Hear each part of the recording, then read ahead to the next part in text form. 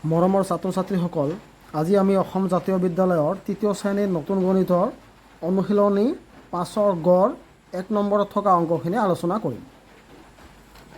১ নম্বৰত থকা প্ৰশ্নটো কি কৈছে যে হৰণ কৰি ভাগফল আৰু ভাগশেষ উলিয়া।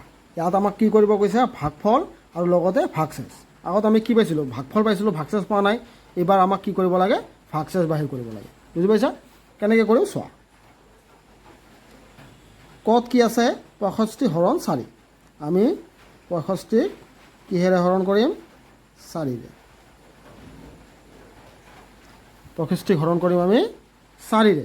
৪ৰে হৰণ কৰিলে কি বাদ যাব? প্ৰথমে কাক কৰিম? ৬ক কৰিম, হয় নে নাই? যিহেতু ৬টো ৪তকৈ ডাঙৰ। ৪ × ১ = ৪। ৬ৰ পৰা ৪ বিয়োগ কৰিলে কিমান হ'ব? ২। ২ কি হয়? ৪তকৈ সৰু হয়, গতিকে ৫টো আমি নমাই আনিম, হয় নাই? ৫ নমাই আনিলোঁ, কিমান হ'ল? ২৫ হ'ল।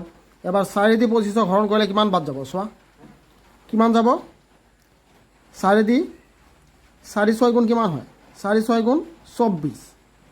আকৌ ৪ × ৭ = কিমান হয়? ২৮ হয়। ৪ × ৭ = হয় ২৮। ২৮টো কি হয়? ২৫তকৈ ডাঙৰ হয়, গতিকে ডাঙৰটো আমি নিলিখিম। আমি কি লিখিম? সৰুটো। সৰু কোনটো হয়? ৪ × ৬ = ৪ × ৬ = কিমান? ২৪। ২৪টো লিখিলোঁ। কিয় লিখিলোঁ? কাৰণ এইটো এই ২৫তকৈ সৰু হয়। বুজি পাইছা? এতিয়া ২৫ৰ পৰা ২৪ বিয়োগ কৰিলে কিমান হ'ব? ১ হ'ল। তেনেহ'লে আমাক কি উলিয়াব কৈছে? ভাগফল। ইয়াত কি লিখিম? যে অতএব ভাগফল। ভাগফল কিমান পালোঁ আমি? ১৬। এইটো হয় নাই? ১৬। এতিয়া ভাগশেষ কি পাইছোঁ? ভাগশেষ কোনটো হ'ব? ভাগশেষ হ'ব এই ১টো, যিটো বিয়োগ কৰি পালোঁ। আৰু বিয়োগ কেনেকৈ পালোঁ? যে মিলা নাই আমাৰ ইয়াত, হয় নে নাই? এইটো ২৫ আছে, আমি পালোঁ কিমান? ২৪। বিয়োগ কৰি কিমান পাইছোঁ? ১। গতিকে ইয়াত হ'ব ১। এইটোৱে তোমালোকৰ উত্তৰ। বুজি পাইছা তোমালোকে? একেদৰে চোৱা ঘ নম্বৰটো। ঘ নম্বৰটোত কি আছে? ১১০। ১১০ক কি কৰিব লাগে? ১১০ আছে, ১১০ক ৮ৰে হৰণ কৰিব লাগে। প্ৰথমে কাক হৰণ কৰিম? ১। ১টো হৰণ যাব নেকি? নাযায়, কাৰণ কি? 1টো ৮তকৈ সৰু। আমি কি কৰিম? তাৰপিছত এইটো দশকৰ ঘৰৰ অংকটো ল'ম। কি হ'ল? ১১। এইবাৰ ১১ক ৮ৰে হৰণ যাব, হয়নে নাই? ৮ × ১ = ৮। বিয়োগ কৰিলে কি হ'ব? ১১ৰ পৰা ৮ গ'লে ৩। ৩টো আকৌ কি? ৮তকৈ সৰু, গতিকে কি কৰিম আমি? ০টো নমাই আনিম। এই ০টো এইটো নমাই আনিম। কিমান হ'ল? এবাৰ ৩০। এবাৰ ৮ৰ নেওতা কৈ যোৱা কিমান হ'ব? ইয়াতকৈ সৰু হ'ব লাগিব, মানে একেবাৰে কাষৰ সৰুটো। ৮ক ৪ৰে কৰিলে কিমান হ'ব? ৪ × ৮ = ৩২। ৩০তকৈ ডাঙৰ হৈ যায়। তেনেহ'লে ৩ × ৮ = কিমান? ৩ × ৮ = ২৪ হ'ল। এইটো কি হয়? ৩০তকৈ সৰু। আকৌ যদি আমি ৪ কৰোঁ, ৩০তকৈ ডাঙৰ হৈ যায়, হয়নে নাই? কি কৰিম তেনেহ'লে? সৰুটো ল'ম। ৩ × ৮ = ২৪। এবাৰ ৩০ৰ পৰা ২৪ বিয়োগ কৰিলে কিমান হ'ব? ৬, হয় নে নাই? তেনেহ'লে কি পালোঁ আমি? ভাগফল পালোঁ। ভাগফল কিমান পালোঁ?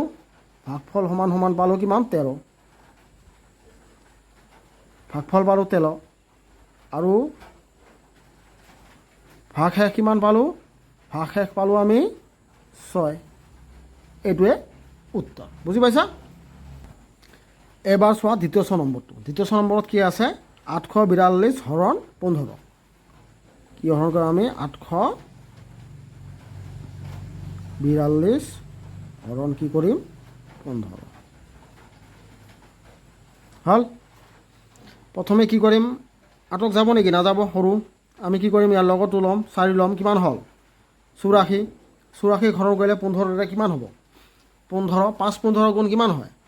১৫ক ৫ৰে হৰণ কৰিলে পূৰণ কৰিলে ৭৫, হয়নে নাই? আকৌ ৬ৰে কৰিলে কিমান হয়? ৬ ১৫ গুণ ৯০ হয়। ৯০টো ডাঙৰ হৈ যায়।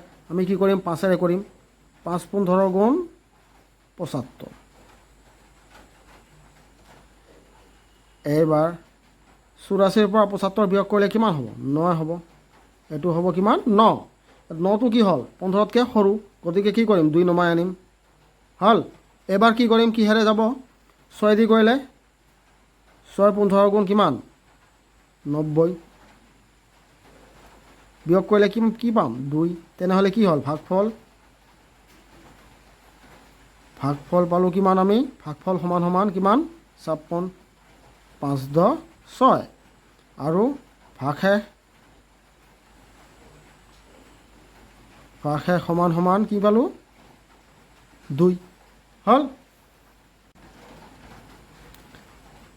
এবাৰ চোৱা ঝ নম্বৰ কি আছে 2850ক কিহেৰে হৰণ কৰিব লাগিব 14ৰে আমি লিখিম 2850 হৰণ কিমান 14 চোৱা 2 নাযাব হয় নহয় 2টো সৰু হয় কি কৰিম 28 ল'ম 14 2 গুণ কিমান হয় 14 2 গুণ 28 14 2 গুণ হয় 28 চোৱা এবাৰ এইটো অলপ বেলেগ 28 হ'ল মিলি গ'ল হয় নাই মিলি গ'ল এবাৰ আমি কি নকৰিলোঁ বিয়োগ নকৰিলোঁ আগত এইবিলাকৰ নিচিনা আমি বিয়োগ নকৰিলোঁ এইটো যেনেকৈ বিয়োগ কৰিছিলোঁ এনেকৈ বিয়োগ মিলি গ'ল আমি কি কৰিম এবাৰ 5 নমাই আনিম হ'ল 5টো নাযাব হয় না সৰু হয় আমি 0টো নমাই আনিলোঁ কিমান হ'ল 50 আমি কি কৰিলোঁ দুটা সংখ্যা একেলগে নমালোঁ দুটা অংক 5 আৰু 0 দুয়োটাকে নমালোঁ সেইকাৰণে কি হ'ব ইয়াত এটা কি হ'ব 0 হ'ব বুজি পাইছা ইয়াত কি হ'ব এটা 0 এইবাৰ হৰণ কৰা কি হ'ব 50ক 14ৰে কিমান যাব কিমান বাদ যাব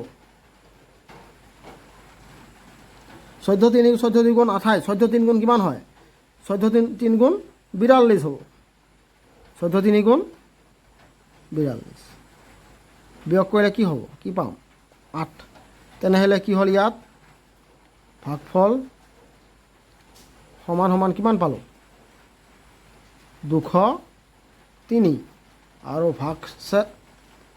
ভাগশেষ পালোঁ কিমান 8 এইটো তোমালোকৰ উত্তৰ বুজি পাইছা এবাৰ চোৱা এইটো কি আছে 648ক কিহেৰে হৰণ কৰিব লাগে 19 648ক কিহেৰে হৰণ কৰিম আমি 19ৰে হৰণ 19 কি হওক কাক হৰণ কৰিম 6ক নাযাব কাৰণ 6টো কি হয় সৰু আমি ইয়াৰ লগৰটো ল'ম 4 হ'ল তেনেহ'লে কিমান বাদ যাব চোৱা কিমান বাদ যাব 19 নেওঁতা কৈ যোৱা 19 3 গুণ কিমান হ'ব 19 3 গুণ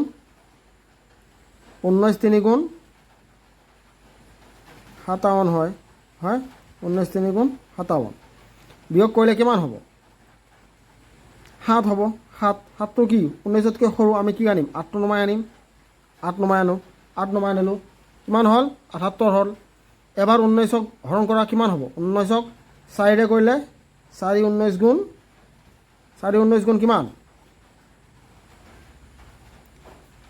76 হয় বিয়োগ কৰিলে কিমান হ'ব 2 হ'ল তেনেহ'লে কি পালোঁ যে ভাগফল